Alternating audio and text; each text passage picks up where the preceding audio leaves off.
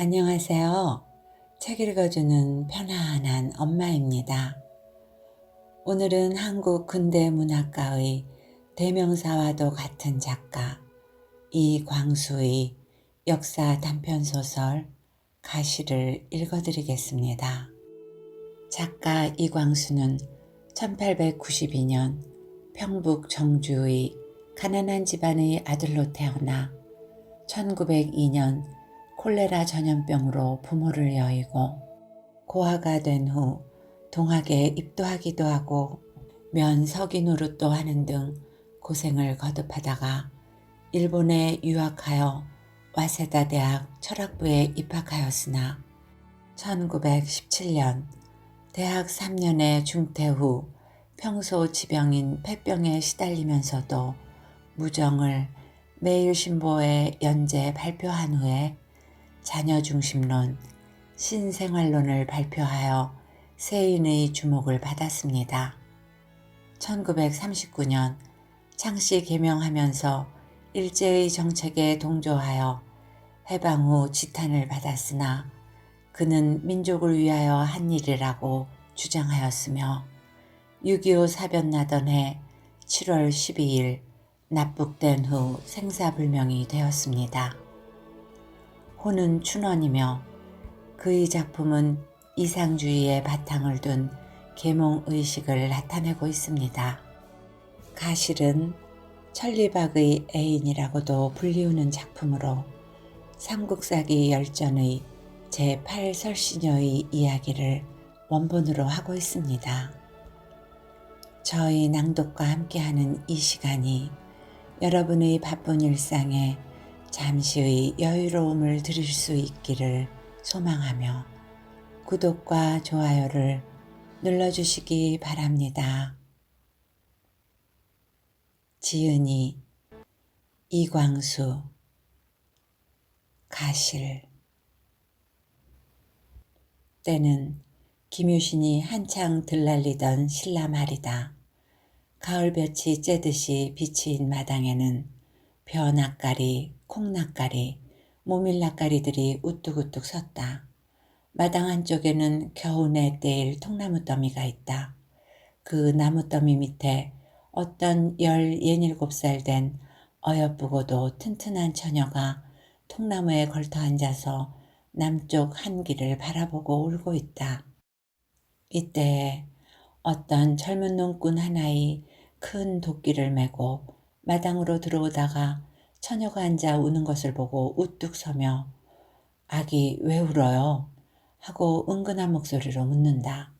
처녀는 깜짝 놀라는 듯이 한길을 바라보던 눈물 고인 눈으로 그 젊은 농꾼을 쳐다보고 가만히 일어나며 "나라에서 아버지를 부르신대요." 하고 치마고름으로 눈물을 씻으며 우는 양을 감추려는 듯이 외면을 하고 돌아서니 길게 따느린 검은 머리가 보인다. "나라에서 부르셔요?" "네, 내일 아침에 고을로 모이라고 아까 관인이 와서 이루고 갔어요." 젊은 농군은 무엇을 생각하는 것 같더니 고구려 군사가 북한산성을 쳐들어온다더니 "그래 부르남?" 하고 도끼를 거기 놓고 다른 집에를 갔다가 오더니 "여러 사람 불렀다는데요. 제길 하루나 편할 날이 있어야지. 젊은 사람은 다 죽고 이제는 늙은이까지 내다 죽이려나. 언제나 쌈을 아니하고 사는 세상이 온담." 하고 처녀의 느껴오는 어깨를 바라본다. 처녀는 고개도 아니 돌리고 "가실 씨는 안 뽑혔어요?" 하고 묻는다. 가실은 그 젊은 농꾼의 이름이다. "명년 봄에야 나도 부르겠지요. 아직은 나이 1살 부족하니까 남겨놓는 게지요." 하고 팔짱을 끼고 한참 생각하더니 "아버지는 어디 가셨소?" 한다. "고을에 들어가셨어요. 원님한테 말이나 해본다고. 늙기도 하고 몸에 병도 있고 또 어린 딸 자식밖에 없으니 안 가게 해달라고 발팔이나 한다고. 그리고 아까 가셨어요. 이제는 오실 때가 되었는데." 하고 또 한길을 바라본다. "말하면 되나요? 나라에서 사정을 볼 줄 아나요? 하고 도끼를 들고 나무더미에서 통나무를 내려 장작 패기를 시작한다. 처녀는 놀란 듯이 눈물에 젖은 눈을 둥그렇게 뜨면서 장작은 왜 패세요? 하고 가시리 곁으로 한 걸음 가까이 간다. 우리 장작을 막 다 패고 왔어요. 영감님이 힘이 드시겠기에 좀 패드릴 양으로. 하고 뚝 부르거든 시뻘건 두 팔을 머리 위에 잔뜩 높이 들었다가 최 소리를 치며 내려치니 쩍쩍 소리가 나며 통나무가 쪼개어져서 장작개비가 가로세로 뛴다. 처녀는 우두커니 서서 가시의 볕에 그을은 허리가 굽혔다 폈다 하는 양과 시뻘건 두 팔뚝이 오르락내리락 하는 것과 순식간에 자기 앞에 허연 장작더미가 쌓이는 것을 보고 섰더니 무슨 생각이 난 듯이 살인문으로 뛰어들어간다. 이윽고 처녀는 큰 사발에 뿌연 막걸리를 걸러가지고 나와서 가시리가 패던 토막을 다 패기를 기다려서 술 한 잔 잡수셔요 하고 사발을 두 손으로 받들어 가실에게 준다. 가실은 도끼를 나무통에 턱 박아놓고 한편 팔굽이로 이마에 맺힌 구슬땀을 씻으면서 한편 팔로 사발을 받아든다. 웬 술이 있어요? 하고 그 힘있고도 유순한 눈으로 술을 물끄러미 들여다본다. 콩 걷는 날 했던 술이 항아리 밑에 좀 남아있기에 새로 물을 길어다가 걸렀어요. 아버지 잡수실 것 좀 남겨놓고 하고 치맛자락에 젖은 두 손을 씻으며 처녀는 만족한 듯이 방글에 웃는다. 가실은 사발을 입에 대고 꿀꺽꿀꺽 단숨에 들이키더니 주먹으로 입을 씻으며 사발을 처녀에게 준다. 처녀는 사발을 받아들고 가시를 물끄러미 보더니 살인문으로 뛰어들어가 부엌으로 들어간다. 가실은 처녀의 뛰어가는 양을 보고 들어간 부엌문을 이윽이 보더니 다시 도끼를 들어 장작을 팬다. 얼마 만에 처녀가 치맛자락에 무엇을 싸가지고 뛰어나와서 가실의 곁에 선다. 가실이 자기를 돌아보는 기회를 타서 처녀는 밤 잡수셔요. 제가 아람 주어다가 묻어두었던 것이에요. 하고 작은 손으로 줌이 버울게 한 줌 집어 가실을 주며 왕밤이야요 한다. 가실은 도끼를 자기 다리에 기대어 세워놓고 이빨로 밤 껍데기를 벗긴다. 처녀도 입으로 껍데기를 벗겨 먹는다. 아버지 오시네? 하고 처녀가 치마에 쌌던 밤을 땅에 내버리고 한 길로 마중 나간다. 가실은 고개를 돌려 한 길을 내다보았다. 늙은 수양버들 그늘로 수염이 허옇게 새인 설 영감이 기운 없이 걸어온다. 영감은 마당에 들어와 가실을 보고 장작 패주었나? 하고 감사한 낯빛을 보인다. 네, 우리 것 다 패고 하고 수줍은 듯 하면서도 만족한 듯한 웃음을 띈다. 영감은 장작개비 하나를 깔고 앉아서 휴 긴 한숨을 쉰다. 처녀는 어느새 부엌에 들어가서 술 사발을 들고 나와서 아버지 술 잡수? 하고 아버지를 준다.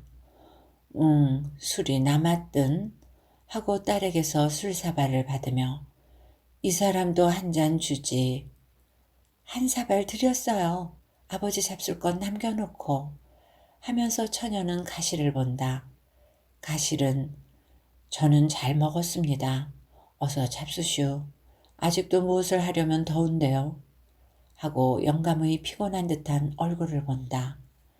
영감은 쉬엄쉬엄 한 사발을 들이키고 아랫입술로 웃수염 끝에 묻은 술을 빨아들이면서 마당에 떨어진 밤을 집어 벗긴다. 처녀는 아버지가 오늘 고을 갔던 결과를 듣고 싶으나 나무의 앞이 되어서 묻지는 못하고 가실이가 물어주었으면 하고 기다린다. 가실도 그 눈치를 알고 자기도 영감 곁에 쭈그리고 앉으며 그래 고을 가셨던 일은 잘 되셨어요? 하고 묻는다. 안 된대. 내일 아침에는 떠나야 하겠네. 한참 말이 없다. 처녀는 그만 울음을 참지 못하며 치맛자락으로 얼굴을 싸고 돌아선다. 가실도 고개를 푹 수그린다. 영감도 고개를 수그렸다가 번쩍 들어 울고 돌아서는 딸을 보며 가실더러 그렇지 않아도 내가 자네를 찾아보려고 했네 하며 물끄러미 가시를 보더니 자네도 알거니와 내가 떠나면 저 어린 것 혼자 낳네 그려. 저것이 불쌍해. 제 어멈은 어려서 죽고 오라범들 다 전장에 나가 죽고 내가 이제 나가면 어떻게 살아 돌아오기를 바라나. 싸워 죽지 않으면 병들어 죽겠고 병들어 죽지 아니하면 늙어서 죽지 않겠나. 나도 20살에 군사에 뽑혀서 30살에야 돌아오니 부모 다 돌아가시고 그런 말은 해서 무엇하나. 아무려나 내가 이번 가면 살아 돌아올리는 만무하고 저것이 내 혈육이라고는 저것 하나밖에 안 남았네 그려. 저것을 두고 가니 내 마음이 어떻겠나 하고 노인은 억지로 울음을 참는다. 처녀는 그만 장작더미에 쓰러져 운다. 가실도 운다. 노인은 코를 풀고 소리를 가다듬어 그러나 다 팔자니 어쩌나. 내가 보니 자네가 사람이 좋아. 그러니 내 딸을 자네 아내를 삼게. 그리고 이 집 가지고 벌어먹고 살게. 논하고 밭하고 나무펀하고 자네 두 식구가 잘 벌면 먹고 살 걱정은 없을 것이니 그러게. 하고 일어나 장작더미에 쓰러져 오는 딸의 팔을 잡아 일으키며 아가 들어가 저녁 지어라. 닭 한 마리 잡고 반찬도 좀 많이 하고 술도 걸러라. 가시리도 함께 저녁 먹고 마지막으로 이야기나 하게 한다. 처녀는 일어나 두 손으로 눈물을 씻어가며 안으로 들어간다. 노인은 딸의 들어가는 양을 보고 돌아서서 다시 가시리 곁에 앉으며 가시리 내 말대로 하려나? 하고 손으로 가시리의 땀에 젖은 등을 두드린다. 가실은 고개를 들어 노인을 쳐다보며 말하기 어려운 듯이 머뭇머뭇하더니 간단하고도 힘있게 너무 황송합니다. 할 뿐이다. 노인은 일어나 가시리 곁에 놓인 도끼를 들어 통나무 한 토막을 패기 시작한다. 가시리가 제가 패겠습니다 하는 것을 가만히 있게 이게 다 마지막 해보는 것일세 하고 쉬 하면서 팬다. 비록 늙었으나 이전 하던 솜씨가 남았다. 가시리만큼 힘있게는 못하여도 그보다 더 익숙하게 한다. 그 토막을 다 베어놓고 도끼를 가실에게 주면서 한참 장작을 팼더니 기운이 나네 하고 땀을 씻으면서 저 고개 넘어 눈두마지기가 아닌나. 그게 다 내 손으로 만든 걸세. 내가 이 가을에는 거기 새 흙을 좀 들여 펴고 또 그 곁에 한마지기 더 풀려고 했더니 못하게 되었으니 자네가 내일부터라도 하게.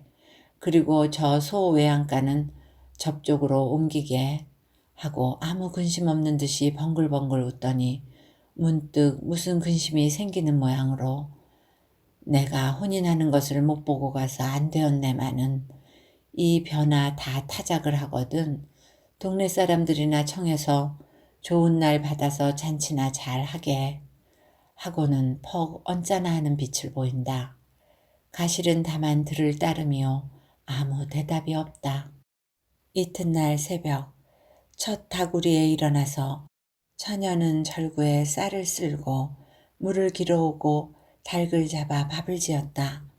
지난밤에는 아버지의 소못 한 벌을 짓느라고 늦도록 바느질을 하다가 아버지 곁에 누워서 잠깐 잠이 들었다가 첫 닭의 소리에 깬 것이다. 아버지는 여러 번 곁에 누워 자는 딸을 만지면서 거의 한잠도 이루지 못하였다. 늙은 아버지와 어린 딸이 마주 앉아서 닭국에 밥을 말아 먹을 때에는 벌써 호원하게 동이 텄다. 해 뜨기 전에 말탄 관인이 활을 메고 칼을 번쩍거리며 군사들 나라 고 외치며 돌아갔다. 처녀는 밥상도 안 치우고 아버지의 옷보퉁이를 싸고 해진 버선 구멍을 막았다.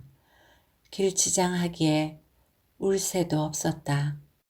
아버지는 딸이 짐 싸는 동안에 소 물을 먹인다, 마당을 치운다, 아침마다 하는 일을 하고 농사하던 연장과 소와 닭장과 곡식가리를 다 돌아보고 딸이 늘 물 길러 다니는 운물길에 풀까지 베어버렸다. 해가 떴다. 지붕에는 은가루 같은 서리가 왔다. 동네에서 우는 소리가 난다. 닭들은 아침 햇볕을 맞느라고 사방에서 울고 개들이 쿵쿵 짖는다. 마침내 떠날 때가 되어서 아버지는 보찜을 지고 마당에 내려서면서 우는 딸의 머리를 쓰다듬고 뺨을 만져주었다. 그리고 아무 걱정 말아라. 가시리가 좋은 사람이니 그 사람한테 시집가서 아들, 딸 많이 낳고 살아라. 남편 말 잘 듣고 일 잘하고 그래야 내 딸이다. 하고 대문을 나선다. 딸은 아버지의 소매에 메어 달려 운다. 이때 앞고개로 금빛 같은 햇빛을 등에 지고 어떤 커다란 사람이 뛰어넘어온다. 가실이다. 가실은 집신 간발에 바지를 홀쭉하게 축혀 입고 조그마한 보찜을 졌다. 대문 앞에 와서 노인께 절을 하면서 제가 대신 가겠습니다. 1년이면 온답니다. 한다. 그 얼굴에는 김이 오른다. 자네가 어떻게 가나? 하고 노인은 놀라며 묻는다. 이제 늙으시니가 어떻게 전장에를 가십니까? 그래 어저께부터 내가 대신 가리라고 작정을 했습니다. 하고는 또 절을 하고 뛰어가려 한다. 처녀는 가시의 손을 잡으며 아버지 대신 전장에 가셔요? 한다. 네. 하고 가실은 처녀의 처든 얼굴을 내려다본다. 처녀는 눈물 묻은 얼굴을 가실의 가슴에 묻으며 그러면 가줍시오. 그 은혜는 내 몸이 죽기까지 갚겠습니다. 그러면 가줍시오. 하고 한 번 더 가실의 얼굴을 본다. 노인은 가실의 결심을 휘지 못할 줄을 알고 자기가 졌던 옷짐을 가실에게 주며 자네 은혜는 내가 죽어도 못 잊겠네. 그러면 갔다가 속히 돌아오게. 나를 자네의 장인으로 믿게. 부디부디 잘 다녀오게. 이리하여 가실은 전장으로 나가게 되었다. 고을에 들어가서 여러 백 명 군사에 뽑힌 사람들과 함께 마병 수십 명에 끌려 서울로 갔다. 가는 길에 여러 고을로서 군사에 뽑혀오는 사람들을 만나 치술령을 넘어올 때에는 1000명이나 넘었다. 산비탈에는 늙은이 부인네 아이들이 하얗게 늘어섰다가 자기네 아버지나 아들이 지나가는 것을 보고는 손으로 가리키고 부르며 발을 구르고 우짖는다. 가시리가 서울 동문을 들어설 때에는 벌써 해가 서편 산마루에 올라앉고 808이나 된다는 여러 절에서는 저녁 쇠북 소리가 둥둥 울려 나온다. 군사로 뽑혀가는 사람들이 들어오는 것을 보려고 장한 사람들은 모두 길가에 나섰다. 먼데 사람이 안 보일 만할 때에야 겨우 분황사 앞 영문에 다다랐다. 여기서 서울은 서라벌, 신라의 수도를 말합니다. 가실은 장관의 점고를 맡고 방에 들어갔다. 10간통이나 되는 큰 방 안에 100명이 넘는 사람들이 콩나물 모양으로 앉아서 혹은 같은 고향에서 오는 아는 사람들끼리 혹은 모르는 사람들끼리 이야기를 한다. 가실은 방 한편 구석에 우두커니 앉아서 전장에 나아가는 것이 무서운 듯한 생각과 그러나 명년 이때에 돌아오면 오래 그리워하던 사람을 아내로 삼아 재미있게 살 것을 생각하고는 혼자 기뻐한다. 이윽고 어디서 풍류 소리가 울려온다. 사람들은 일어서서 창으로 내다본다. 서남편으로 환한 불빛이 보인다. 창에 붙어서 바라보던 사람 하나의 저게 대궐이야. 상감님 계신데야 하는 소리를 듣고 대궐대궐 하는 말만 듣고 보지는 못한 사람들은 일제히 그리로 밀려 응? 어느 게 대궐이야? 하고 사람들 틈으로 고개를 내어밀고 발을 버티진다. 저기 저 등불 많이 켠 데가 대궐이야. 임해궁이야. 하고 누가 잘 아는 듯이 설명한다. 가실도 사람들 틈에 끼어서 내다보았다. 몇 천일줄 모를 등불이 반딧불 모양으로 공중에 걸리고 그 한가운데쯤에서 커다란 횃불빛 같은 것도 보인다. 등불도 많이도 켜놓았다 하는 이도 있고 저렇게 환하게 불을 켜놓고 타작을 했으면 좋겠네 하는 이도 있고 거기다가 씨름을 한 판 차려놓았으면 좋겠네 하는 이도 있다. 그 중에 서울서 오래 병정 노릇하던 사람 하나이 이 사람들의 무식한 소리를 비웃는 듯이 이 사람들 그게 무슨 소린가? 지금 상감님이 만조 백관을 모으시고 연락을 배설한 것이야. 내일 용춘 장군, 유신 장군이 우리들을 거느리고 낭비성으로 간다고 가서 승전해 가지고 오라고 잔치하는 것이라네. 한다. 북소리, 피리소리, 저소리, 쇳소리 간간히 들려온다. 밝디 밝은 9월 보름달이 둥그런 얼음장 모양으로 남산 위에 걸리고 반월성과 황룡사가 달빛 속에 큰 그림자 모양으로 보인다. 사람들은 하나씩 둘씩 창에서 떨어져서 구석구석에 목침을 베고 쓰러진다. 어떤 이는 벌써 종일 걸어온 노독에 코를 드렁드렁 곤다.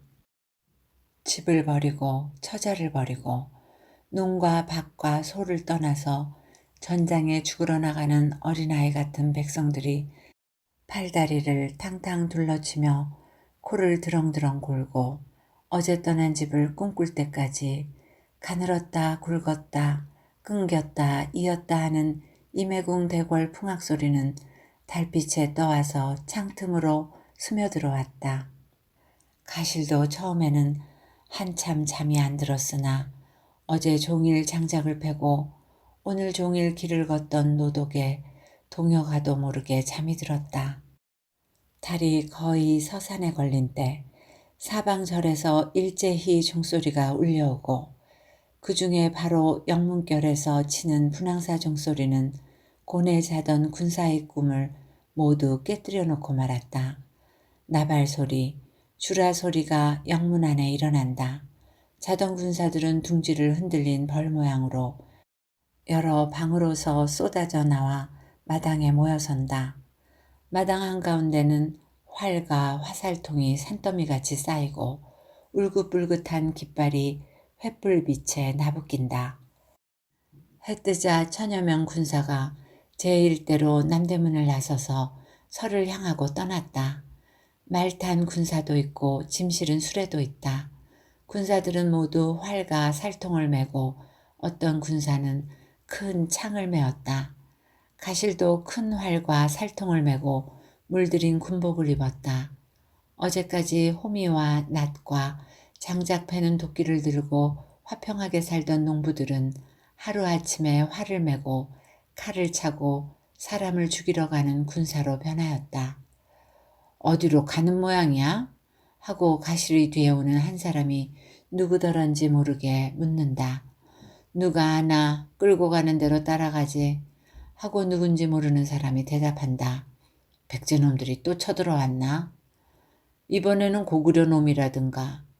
그 망할 놈들은 농사나 해먹고 자빠졌지.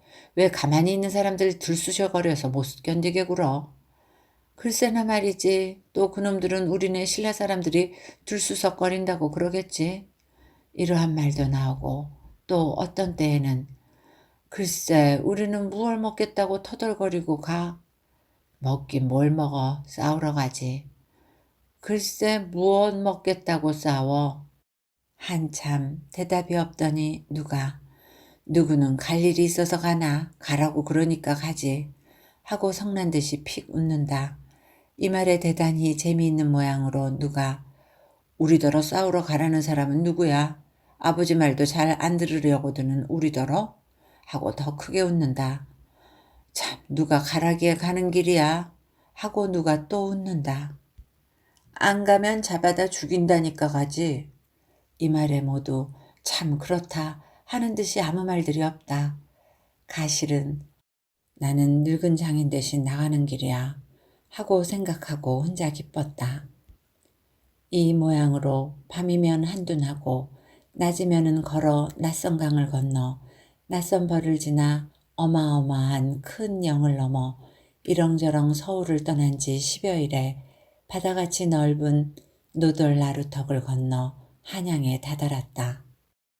그동안에 도망한 사람, 도망하다가 붙들려 목을 잘려 죽은 사람, 병들어 죽은 사람, 강을 건너다가 물에 빠져 죽은 사람, 이럭저럭 다 줄어버리고 서울서 함께 떠난 1000명 군사 중에 노돌나루를 건너니는 600명이 다 차지 못하였다.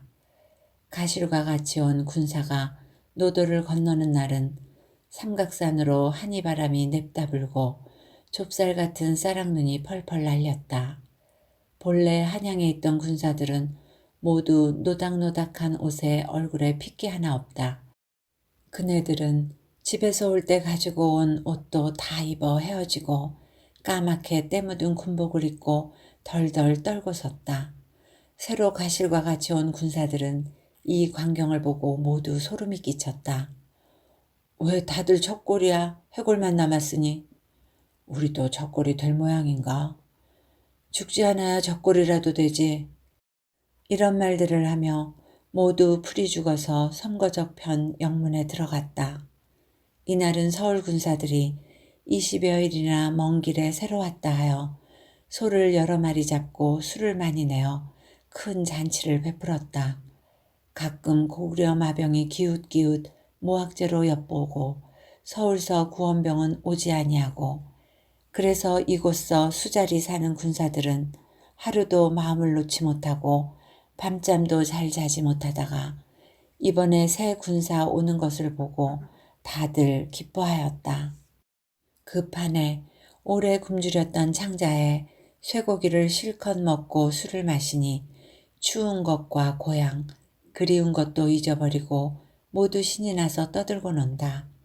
가실도 술이 취하였다. 자기와 한방에 있게 된 늙은 군사는 20년이나 병정으로 있었고 서울도 오래 있었으므로 영문일도 잘 알고 퉁소도 불고 소리도 하고 춤도 출 줄 알며 여러 번 전장에 나갔으므로 싸움도 우습게 여긴다. 한참 떠들다가 이 늙은 군사가 무릎장단을 치며 소리 한마디를 부른다. 사설은 이러하다. 에헤야 산도 설고 물도 선대 누굴 따라 얘 왔는가. 이런 소리가 끝나니 그 중에 한 5, 6인 늙은 군사가 역시 무릎장단을 치며 에헤야 요 임 따라 온 것도 아니로세 구경 온 것도 아니로세 용천검 드는 칼로 고구려놈 사냥을 온 길일세 에헤야요 하고 화답을 한다. 늙은 군사는 더 신이 나서 얼씬얼씬 어깨춤을 추어가며 에헤야요 새로운 군사야 말 물어보자 고향 산처는 어찌 된고 부모 양치는 어찌 된고 두고 온 처자도 잘 있더냐 에헤야요 하면 다른 늙은 군사들도 또 어깨춤을 얼씬얼씬 추며 임 따라 온 것도 아니로세 하고 아까 하던 후렴을 부른다. 다른 방에서 얼굴 붉은 군사들이 소리를 듣고 모여든다. 방이 터지게 모이고도 남아 쌀락눈을 맞으면서 문 밖에 섰다. 소리하던 군사들은 더욱 흥이 나서 일어나 춤을 추는 이도 있고 손으로 부르거든 다리를 쳐서 장단을 맞추는 이도 있다. 늙은 군사가 한마디를 먹일 때마다 받는 사람이 늘어간다. 가실도 가만가만히 흉내를 내다가 나중에 곡조를 배워 후렴하는 패에 참여하게 되었다. 늙은 군사는 일단 소리를 높여 에헤야요 사냥을 가자 사냥을 가 날이 새거든 사냥을 가자 무학제 넘어 임진강 건너 고구려 군사 사냥을 가자 에헤야요 임 따라온 것도 아니로세 구경 온 것도 아니로세 용천검 드는 칼로 고구려 왕의 머리를 베어 대와 함께 바치러 온 것일세. 에헤하여 인생 100년이 꿈이로세. 어디서 와서 어디로 가. 오늘은 살아서 놀더라도 내일은 위라하나. 아마도 북한산 석비례 판에 살맞아 죽은 혼이로구나. 에헤하여 하고 모두 슬픈 듯한 목소리로 후렴을 부른다. 후렴이 끝나면 일동은 꼼짝 아니하고 늙은 군사의 입만 바라본다. 늙은 군사의 주름 잡힌 얼굴에 흐트러진 백발이 천줄기 만줄기 함부로 늘어졌다. 여전히 얼씬얼씬 춤을 추며 에헤하여 북한산 석빌에 파지를 말아 흩어진 백골을 건드릴라. 어즈버 우리네도 한번 아차 죽어지면 흩어진 백골이 되리로구나. 할 때에 볕에 그을은 늙은 군사의 눈에서는 눈물이 번쩍번쩍한다. 후렴받던 군사들은 후렴을 부르려다가 모두 목이 메어 울었다. 가실은 북받쳐 오르는 울음을 참다 못하여 목을 놓아 울었다. 이때 갑자기 영문 바닥으로서 취군 나팔 소리가 울려온다. 군사들은 모두 깜짝 놀랐다. 그러나 누구나 다 알았다. 고구려 군사가 밤을 타서 쳐들어오는 것이다. 가실도 남들이 하는 모양으로 활과 살통을 메고 칼 하나를 들고 나섰다. 영문마당에는 수천 명 군사가 길게 길게 열을 지어 늘어섰는데 앞에는 어떤 말 타고 기든 장수가 길을 둘러가며 군사들에게 호령을 한다. 지금 고구려 군사가 무학재로 쳐넘어오니 너희는 마주 나가 싸우되 만일 고구려 군사가 쫓기거든 북한산 끝까지 따라가거라. 고 한다. 이때 난데없는 화살 하나에 그 장수의 탄 말귀를 스치고 날아온다. 수천 명 군사는 일제히 고함을 치고 인왕산 모퉁이를 돌아 무학재를 향하고 달려갔다.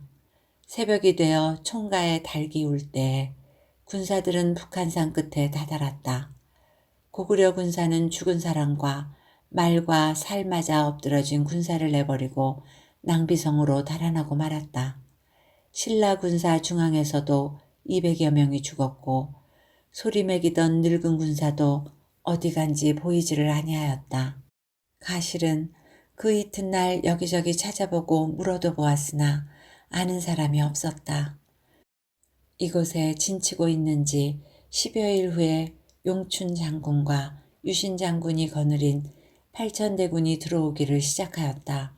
신라 군사들은 모두 기운이 나서 이번 길에는 평양까지 들여치고야 만다고 뽐내었다. 그러나 그렇게 마음대로 되지 아니하였다. 한 30리 나가다가는 한 50리 쫓겨 들어오기도 하고 다시 한 70리 나가기도 하여 한강과 임진강 사이로 오르락 내리락 하기에 봄이 되고 여름이 오고 가을이 오고 겨울이 오고 또 봄이 왔다 가고 여름이 왔다 가기를 여러 번 하였다. 그러는 동안에 늙어 죽고 병나서 죽고 활 맞아 칼 맞아 죽고 도망하고 도망하다가 붙들려 죽어 군사는 점점 줄고 군사가 줄면 몇십 리 물러가서 새 군사 오기를 기다리고 새 군사가 오면 또 평양까지 지쳐 들어가고야 만다고 한 100리나 가다가 또 군사가 줄면 물러오고 밤낮 이 모양으로 오르락 내리락 되풀이를 하여 언제 싸움이 끝날 것 같지도 아니하다. 1년 만에 돌아간다고 떠나온 가실은 벌써 3년을 지내어도 돌아갈 길이 망연하였다. 새로 오는 군사들 편에 혹 고향 소식을 듣기는 하건만은 고향으로 소식을 전할 길이 없었다. 오는 사람은 있으되 가는 사람이 없으니 어찌 소식을 전하랴. 설시집 소식을 듣기는 3년째 되던 해 봄이었다. 노인은 여전히 건강하다는 말과 그 딸은 아직도 시집을 아니 가고 자기를 기다린다는 말을 들었다. 그러나 얼마 후에 새로운 군사의 전하는 말을 듣건대 그곳 어느 양반과 혼인을 하게 되어 가을에 성례를 한다는 말이 있다고 한다. 가실은 이 말을 들을 때에 몹시 설었다. 그러나 돌아갈 길이 망연하니 어찌하랴. 3년 전에 서울서 같이 떠난 군사 중에 하나씩 둘씩 다 없어지고 이제는 옛 얼굴을 볼 수가 없으니 자기 생명도 풀잎의 이슬이 언제 쓰러질는지 믿을 수가 없다. 더욱이 이 가을에는 신라에서도 있는 힘을 다하고 고구려에서도 있는 힘을 다하여 싸운다는데 그때 통에는 암만 해도 살아남을 것 같지도 아니하다. 군사들의 말이 고구려에는 나는 장수가 있어 눈에 보이지 아니하게 다닌다 하며 이번에는 그 장수가 나온다 하니 더욱 명년 봄을 살아서 구경할 것 같지도 아니하다. 3년째 되는 9월 보름께 낭비성을 쳐들어가자는 군령이 내렸다. 군사들은 모두 지리하고 집 생각이 나서 싸울 생각이 없었으나 이번만 싸우고는 집으로 돌려보낸다는 바람에 죽으나 사나 마지막으로 싸워보자 하고 술과 고기를 잔뜩 먹고 나발을 불고 북을 치고 먼지를 날리며 낭비성을 향하여 달려들어갔다. 가실은 정신없이 일변 활을 쏘며 일변 칼을 두르며 앞으로 나갔다. 낭비성에서는 화살이 빗발같이 쏟아져 달려가던 군사들이 하나씩 둘씩 벌떡벌떡 나가 자빠진다. 가실은 여러 번 죽어 넘어진 군사, 채 아직 죽지는 아니하고 피를 푹푹 뿜는 군사를 타고 넘어 밟고 넘어 그저 앞으로 달려갔다. 천지가 모두 티끌이니 지척을 분별할 수도 없고 천지가 모두 고각 함성이니 무슨 소리를 들을 수도 없다. 그저 가던 길이니 앞으로 나갈 뿐이다. 씩 하는 소리가 나며 화실 하나의 가실의 왼팔에 박힌다. 가실은 우뚝 서며 얼른 뽑아버렸다. 낭비성이 차차 가까워질수록 곁으로 날아 지나가는 화살이 점점 많아진다. 얼마 아니하여 언제 박히는 줄 모르는 살 하나가 가실의 오른편 다리에 박혀 가실은 아이고 소리를 치고 자빠졌다. 가실은 죽을 힘을 다하여 다리에 박힌 살을 뽑았으나 팔다리에서는 피는 콸콸 쏟고 아프기는 하고 기운은 빠져서 몸을 꼼짝할 수도 없었다. 가실은 옷으로 가까스로 상처를 맞고 죽은 듯이 쓰러졌다. 신라 군사가 으악으악 하며 자기 곁으로 뛰어 지나가는 것이 어렴풋이 보인다. 한참 있다가 무엇이 자기 다리를 잡아 쳐들기에 눈을 떠본 즉 어떤 고구려 군사들이 칼을 들고 서서 자기를 본다. 그 중에 한 군사가 이놈아 안 죽었니? 하고 발로 옆구리를 찬다. 안 죽었다. 하고 가실은 그 군사들을 쳐다보며 대답한다. 다른 군사가 손에 들었던 칼로 가실의 가슴을 겨누면서 이놈 이 신라놈 벌써 네 군사는 우리 손에 다 죽고 몇 놈만이 살아서 달아났다. 요놈 너도 이렇게 푹 찔러 죽일 테야. 하고 가실의 가슴을 찌르려 한다. 가실은 잠깐 기다리라는 듯이 손짓을 하며 예, 너와 나 무슨 원수 있니? 내가 네 아비를 때렸단 말이냐? 네 소를 훔쳤단 말이냐? 피차의 초면에 무슨 원수로 나를 죽이려드니? 나도 늙은 부모와 젊은 아내가 있다. 내가 죽으면 그것들은 어쩌잔 말이냐? 하였다. 군사 하나의 칼든 군사의 팔을 붙들어 잠깐 참으라는 뜻을 보이며 이놈아 그럼 왜 화를 메고 우리나라에 들어왔어? 맨몸으로 왔으면 닭 잡고 밥이라도 해먹이지. 이놈아 왜 활 메고 와서 우리 사람들을 죽여? 너희 신라놈들은 죄다 죽일 놈이야. 괜히 가만히 있는 고구려를 두수적거려서 우리도 이렇게 전장에 나오게 만들고. 가실은 의심스러운 듯이 고구려 놈들이 괜히 가만히 있는 신라를 들수석거린다는데 하였다. 누가 그러든 하고 칼든 군사가 성을 내며 우리 삼감님 말씀이 신라놈들이 먼저 혼란을 일으킨다던데. 가실은 우리 상감님 말씀에는 고구려 놈들이 가만히 안 있고 괜히 남을 들수석거린다던데 한다. 세 사람은 말없이 서로 물끄러미 보고 섰다. 가실은 힘을 써서 일어나 앉았다. 목이 몹시 마르다. 그래 칼든 군사더러 내가 목이 말라 죽겠으니 물을 한 잔 다오. 한즉 그 군사는 어쩔 줄 모르고 한참 어리더릿하더니 칼을 칼집에 꽂고 가서 개천물을 떠다 준다. 가실은 꿀꺽꿀꺽 다 들이켰다. 그리고는 두 군사더러 너희들 나를 죽이지 말아라. 나도 오늘 종일 활을 쏘았으니 너희 사람도 몇 명 맞아 죽었겠다마는 내가 죽일 마음이 있어서 죽였니? 화를 주면서 쏘라니 쏘았지. 너희도 그렇지. 너희들 무슨 까닭으로 괜히 사람을 푹푹 찔러 죽여. 하고 곁에 놓인 활을 당겨 꺾어버리며 자 이러면 활 없이 맨몸으로 너희 나라에 들어온 사람 아니냐 하였다. 두 군사는 말없이 서로 마주보더니 어떻게 이놈을 살려? 글쎄 죄다 죽이라고 그러는데 살려주자. 이놈의 말이 옳구나. 글쎄 사로잡아 왔다고 그럴까? 응, 이놈을 잡아다가 영문에 바치자. 죽이지 말고. 이리하여 두 군사는 가시를 부축하여 영문 안으로 잡아들여다가 장수에게 바쳤다. 장수는 가실의 손과 얼굴이 무식한 농꾼인 것과 미미한 졸병에 지나지 못한 것을 보고 구태 죽일 필요도 없다 하여 장엔에다가 종으로 팔았다. 마침 어떤 늙은 농부가 가시를 사서 소등에 올려앉혀 어떤 시골촌으로 데려갔다. 얼마 만에 살맞은 자리도 나아 가실은 도끼를 메고 나무도 찌그러 다니고 장작도 패고 밤에는 새끼를 꼬고 신을 삼았다.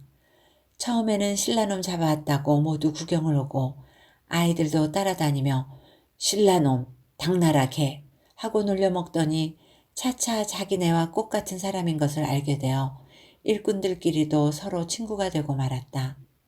봄이 오면 거름을 저어내고 밭을 갈았다. 가실은 신라 사람이라 논농사를 잘하므로 주인집 밭으로 논을 만들어 둘째 해에는 벼를 많이 거두어 만나 쌀밥을 먹게 하였다 하여 주인 노인은 가실을 종으로 대접하지 아니하고 가족같이 대우하게 되고 동네 사람들도 모두 가실을 청하여다가 논농사 하는 법을 배웠다.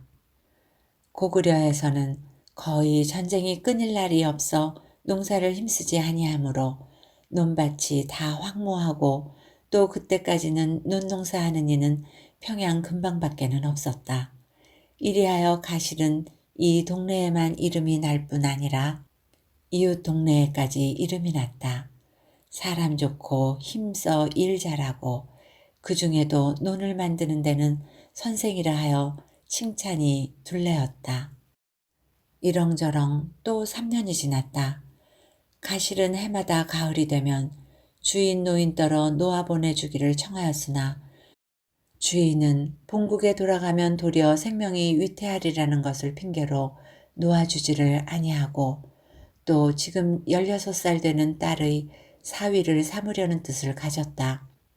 원래 이 노인은 아들 형제를 다 전장에 보내고 농사할 사람이 없어 가실을 종으로 사온 것인데 가실이 있기 때문에 농사를 잘하여 집이 부요해졌고 또 가실의 사람됨이 극히 진실하고 부지런하여 좋기 자기의 만년 일생을 부탁할 만하다고 믿음으로 아무리 하여서라도 사위를 삼아 본국에 돌아갈 생각을 끊게 하려 한 것이었다. 또 이 노인의 딸도 가실을 사모하였다. 그가 큰 도끼를 둘러매어 젖은 통나무를 패는 것과 소에게 한 발이나 될 만한 나무찜이나 곡식찜을 지는 것을 볼 때에 처녀는 가실을 사모하지 않을 수가 없었다. 가실은 다만 힘만 쓰는 사람이 아니오 여러 가지 지혜와 재주도 있었다. 톱과 먹줄과 대패를 만들어다 두고 여러 가지 기구도 만들고 자기가 유숙할 사랑채도 짓고 남학신도 파주었다. 그 남학신이 아주 모양이 좋고 발이 편하다 하여 노인은 처녀를 시켜서 들기름을 발라 터지지 않게 하였다.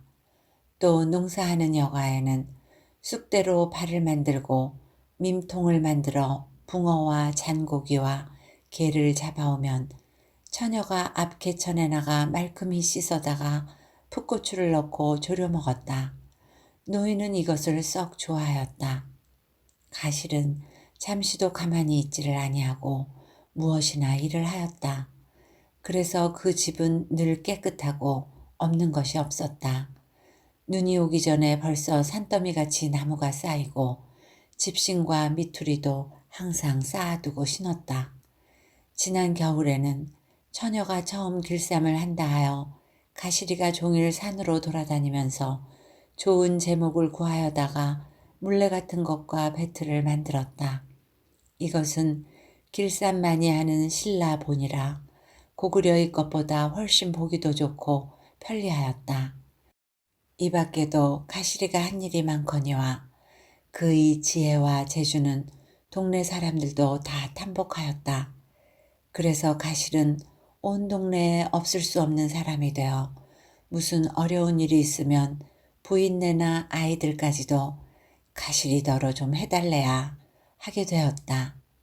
가시리가 하는 것을 보고 동네 사람들도 새 잡는 기계와 고기 잡는 기계도 만드는 것이 한 재미가 되었다. 또 가시리가 부지런한 것이 동네 사람의 모범이 되었고 말이 적으나 한 번 말하면 그것은 꼭 참말이요. 꼭 그 말대로 하는 것을 볼 때에 동네 사람들은 가시를 믿고 두려워하였다. 그러나 가실에게는 슬픔이 있다. 100년을 약속한 사람의 소식을 알 수 없고 또 만날 기약이 망연하다. 그래서 주인더러 보내달라고만 졸랐다. 하나 1년 일이 다 끝난 가을이 아니면 결코 보내달란 말을 하지 아니하였다. 그러나 봄이 되어 농사를 시작할 때가 되면 다시는 결코 간단 말을 하지 아니하였다. 그러나 금년 고향을 떠난 지 6년이 되는 금년 19살에 떠나서 25이 된 금년에는 아무리 하여서라도 돌아가리라 하였다. 그래서 하루는 저녁을 먹고 나서 노인을 대하여 저를 금년에는 보내줍시오 하였다. 노인은 깜짝 놀라는 듯이 돌아앉으며 왜 또 간다고 그러나 내가 지금 자네를 믿고 사네. 내 나이 벌써 70이야. 자네가 가면 내가 어떻게 사나 하는 노인의 말소리는 간절하고 떨린다. 곁에서 노파가 역시 떨리는 소리로 그렇고 말고 영감이나 내나 장성한 아들 다 전장에 나가 죽고 자네를 우연히 만나서 아들같이 믿고 사는데 자네가 가면 이 늙은 것들이 어떻게 산단 말인가. 아예 그런 소리 말아요. 우리 양주가 죽거든 다 묻어놓고 하고 곁에 앉은 딸의 머리를 쓸면서 이애 데리고 아무데나 자네 마음대로 가게 그려. 이 딸 자식도 자네에게만 맡기면 자네가 하늘 붙은 데를 데리고 가더라도 마음이 놓여 한다. 처녀는 부끄러운 듯이 슬며시 빠져 부엌으로 나가더니 큰 바가지에 삶은 밤을 퍼가지고 들어와서 방 한가운데에 놓고 어머니 등 뒤에 와 앉는다. 노파는 자 가시리 밤이나 먹게 이게 안 좋은가. 자네도 부모도 없다니 우리를 부모로 알고 가속도 없다니 이해를 아내로 삼고 그리고 벌어먹고 지내면 안 좋은가 하고 밤을 집어 가시를 주며 자 어서 먹어요. 이 애가 자네 준다고 삶은 것일세 하고 딸을 등 뒤에서 끌어낸다. 아니야요 어머니도 하고 딸은 고개를 숙인다. 가실은 밤을 벗겨 우선 노인 양주를 드리고 자기도 먹었다. 밤 껍질을 벗기는 가실의 손은 떨렸다.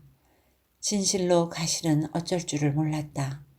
만일 주인이 강제로 자기를 못 가게 한다 하면 벌써 빠져나가고 말았을 것이다. 그러나 이 불쌍한 세 식구가 자기를 믿고 사랑으로 메어 달릴 때에 그것은 차마 뿌리치기가 어려웠다. 가실은 힘이 센 것과 같이 정도 세다. 그러나 정이 센 것과 같이 의리도 세다. 정이 센지라 주인을 차마 뿌리치지도 못하거니와 의리도 센지라 설씨 딸에게 한 번 맺은 약속을 깨뜨리지 못한다. 가실이 연해 밤만 벗기고 대답이 없는 것을 보고 노인은 가실이 우리 두 늙은이의 소원을 이루어 주게 다시는 늙은 것의 가슴을 졸이게 하지 말게 하고 노인은 손으로 가실의 등을 어루만진다. 노파와 딸은 근심스러운 눈으로 가실만 바라보고 있다. 가실은 굳은 결심을 얻은 듯이 고개를 번쩍 들어 노인을 보며 저도 두 어른을 부모로 알고 있습니다. 부모처럼 저를 사랑해 주시니 부모가 아닙니까? 하는 가실의 말소리는 깊은 감동으로 떨린다. 가실은 눈물을 머금은 어조로 그러나 저는 6년 전에 고향을 떠날 때 하고 말을 뚝 끊더니 다시 말을 이어 제 자랑 같아서 아직 말씀을 아니했습니다마는 하고 자기가 설령감이라는 노인 대신으로 전장에 나왔다는 말과 1년 후에 전장에서 돌아오면 그의 딸과 혼인하기를 약속하였다는 말을 다 하고 나중에 제가 무엇이 그리워 고향에를 가고 싶겠습니까? 100년을 맹세한 사람이 밤낮으로 날 기다리고 있으니 그러는 것이 옳시다. 하고 말을 끊을 때 가실의 눈에서는 굵은 눈물이 뚝뚝 떨어진다. 노인 양주는 가실이 하는 말을 들을 때 더욱 가실의 심정이 착하고 아름다운 것을 찬탄하고 가실의 눈물을 볼 때에는 노인 양주도 같이 울었다. 딸도 어머니의 등에 이마를 대고 울었다.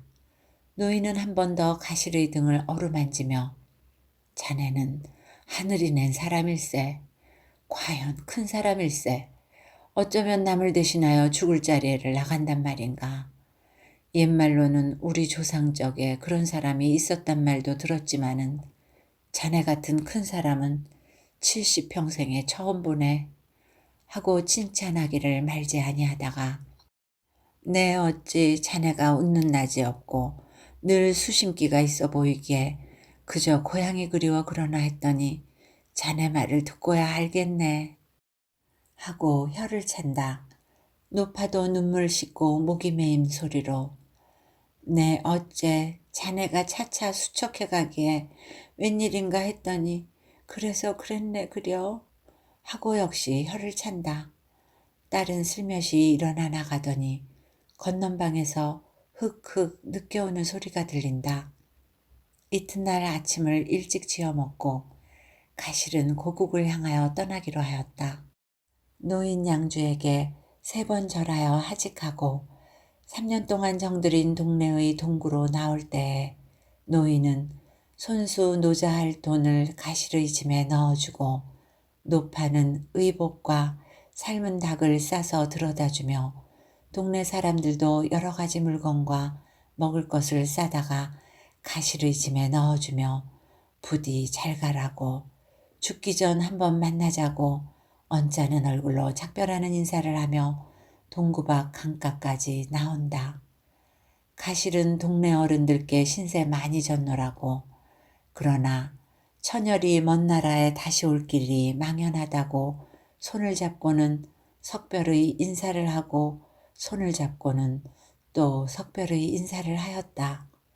나룻배에 오를 때 노인은 뱃머리에 서서 가실의 손을 잡고 부디 잘 가게 잘 살게 이 늙은 것이 다시 보기야 어찌 바라겠나마는 가보아서 설씨의 딸이 다른 집에 시집을 갔거든 내게로 돌아오게 이제로부터 이태 동안은 딸을 시집 보내지 아니하고 날마다 자네 돌아오기만 기다리겠네 하며 눈물을 떨군다. 가실은 눈물을 흘리며 다만 네 아버지 할 따름이었다. 차마 손을 놓지 못하여 한참 서로 잡고 울다가 마침내 배가 떠났다. 사공이 어이야 어이야 하고 젖는 서슬에 파랗게 맑은 가을 강물에 잔물결이 일며 배가 저쪽 언덕을 향하여 비스듬히 건너간다. 가실은 뒤를 돌아보며 떠나온 언덕에 모여선 수십 명 남녀를 향하고 손질을 하였다. 그 사람들도 잘 가라고 하면서 손을 두른다. 노인은 아직도 배 떠나던 자리에 서서 멀거니 가실을 바라보고 이따금 한마디씩 무슨 소리를 친다. 가실은 배를 내려 한 번 더 저편에 선 사람들을 향하여 손질을 하고 짐을 걸머쥐고 지팡이를 끌면서 설이 맞아 마른 풀 사이로 길을 찾아 동으로 향하고 간다. 가끔 뒤를 돌아보며 손을 둘렀다. 저쪽에서도 손을 두른다. 가실은 조그마한 상구비를 돌아설 때 마지막으로 두 팔을 높이 들며 소리를 높여 잘 있으오를 서너 번이나 외쳤다. 저편에서도 팔들을 들고 잘 가오 하는 소리가 모기 소리처럼 들린다. 가실은 마음으로 그 노인을 생각하면서 눈물이 흘렀다. 가실은 힘껏 소리를 뽑아 간다 간다 나는 간다. 우리나라로 나는 돌아간다 하고 소리를 하고 지팡이를 드던지면서 동으로 고국을 향하여 걸었다. 이야기는 여기까지입니다.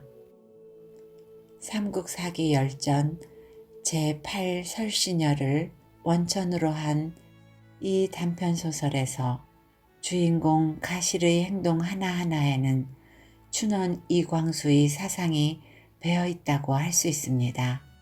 노인을 위해서 대신 전쟁에 나가는 희생적 정신이라든가 포로가 될 때에 고구려 병사와 나누던 대화에 나타나는 인도주의적 사상, 종이 되어서도 묵묵히 일을 해나가면서 동네 사람들의 칭찬을 받는 무실 역행 사상 등이 그것입니다. 신의 일을 저버리지 않고 고국으로 돌아간 가실은 어떻게 되었을까요? 원본 설화에 따르면 가실과 설시녀는 거울을 쉼표로 삼아 가실이 돌아온 후 같이 혼인을 올려 백년해로를 했다고 합니다. 재밌게 들으셨는지요? 즐거운 시간이 되셨기를 기대하며 오늘도 행복하세요.